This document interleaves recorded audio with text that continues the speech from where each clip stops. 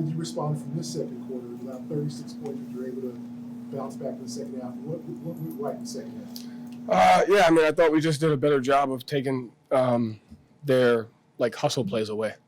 I know Springer got a dunk on a turnover, but the first half it was mostly offensive rebounds, and it was turnovers. They're getting into transition because of our turnovers, and so I thought we cleaned up both of those. They still got a couple of them, but we were able to manage the game better, especially in the third quarter. With our defense and our offensive execution.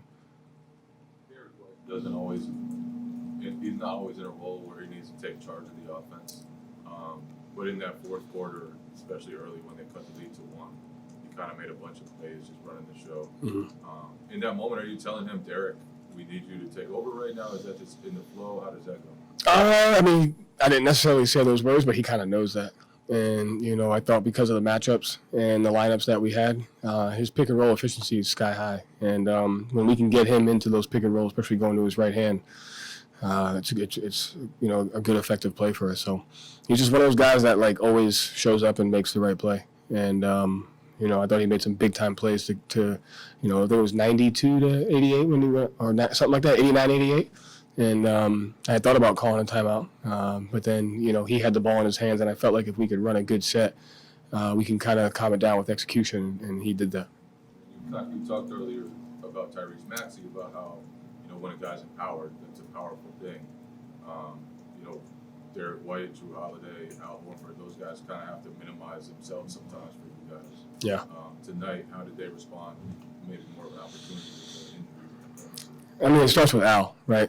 We can't have the type of culture and the type of team and the thing that we have without a guy like him. And so for him to come off the bench in some games, and then when his name is called to play the way he did in that second half, he came up to me, he missed a 3 on the right wing and asked me if he should have cut to the basket, and I said, no, you should have shot it faster. And then he shoots one in the corner. And so when you can empower him and when he's ready to go, it just makes us a different team. And he's in that list of when he plays hard, he inspires everybody. And so him, and then just Derek and Drew, like you said, a guy like Derek, he's always making winning plays. You just don't see him. And this was the first time, where Drew, I told him before the game, I watched you on film take games over when, guys on the Bucks team were out and won games because of what you did on both ends. And so he was able to do some of that tonight.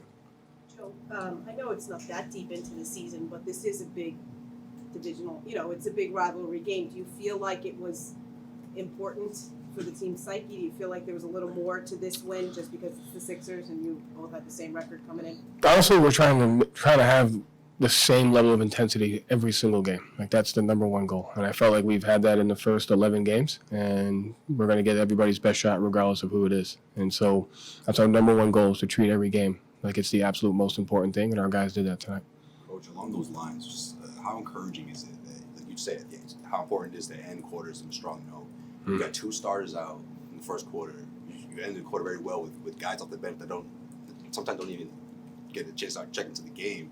And then you see the same type of energy to end the third quarter, which gave you a boost going into the fourth. Yeah. How encouraging is that, seeing that from guys who, again, don't always get their names called? No, I mean, that's the most important thing. That's why those guys work the way they do, and that's why I didn't feel any less confident about this game than I would about any other game, because of the work that second and third unit and those guys put in.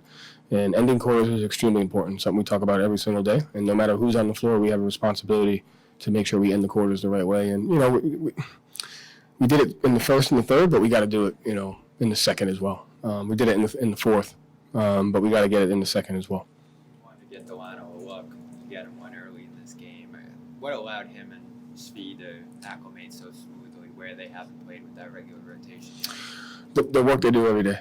That's it. I felt like we didn't miss a beat tonight, and it's because of the consistency in our development, the way our assistant coaches watch film with them, the program that our player development program is, and the guys' work ethic. And so the goal is to not miss a beat when you're in situations like this, and I thought those guys were ready to play. And, it's only 10 games in. They haven't gotten their name called a ton, but games like tonight are going to happen a lot, and they better be ready because we need them. Seeing the light up at the opportunity, just their reaction to kind of getting that and being patient and, just persistent through not playing. You've talked about the difficulty of that for guys off the bench. Just how have you seen them kind of persevere through it? They've just been very mature about it. They just come to work every day. The thing about those guys is they all have NBA experience. Like Delano Svi, Nini, Lamar, those guys, O'Shea, they've all played in NBA games. So it's not that they're not really good players. We've watched them play against us. And so it's not that they don't have the experience. It's just they come to a team where this is a situation that we have. And so for them to stay mature and ready to go is important for us. So is it just kind of fun or gratifying when you see Al step in the way, step up It's front like that? the most inspiring thing for me as a coach is to watch him. Why? I mean, he's Al. Like, one, he's 2 years older than me, so I get to coach a guy that's older than me. That's fun. Secondly, he's one of the most selfless, humble people that you have, and literally, he will do anything to win. And, we can't do what we do as a team if you don't have a guy like that at the top. Joe, you guys Last defended at a really high level there in the final 5 minutes. One of the biggest stops was when guys were rotating to pick up someone else's assignment, led to that turnover on Embiid and the Tatum and one, kind of helped win the game and get you guys to the win. What did you see in terms of defensive execution there in the home stretch? Yeah, I thought our weak side activity wasn't great in the first half. And I thought the biggest adjustment we made defensively was our weak side activity. And so we were just activated. And the most important thing when you're on the weak side is you got to be ready to do something. And we did that on a couple possessions and we were able to get stops.